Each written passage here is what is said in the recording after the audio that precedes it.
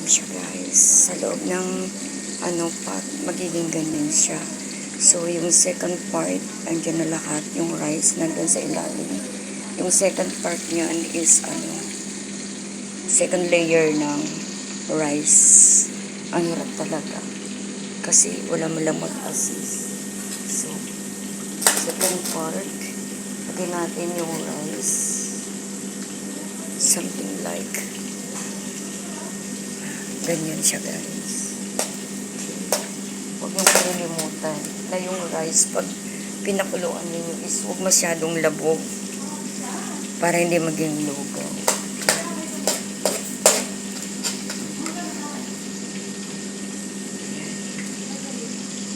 Ganyan siya.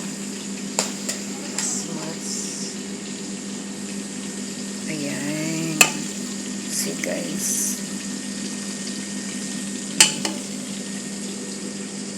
Ayan. Ganyan siya.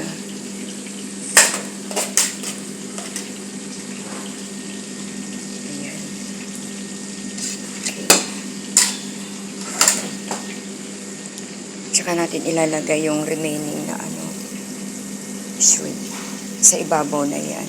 Tatakpan nyo, then 15 minutes, tsaka nyo painitin. Huwag nyo painitin ang ulo ni Alex kasi may toyo yan minsan. Charot. I love you guys.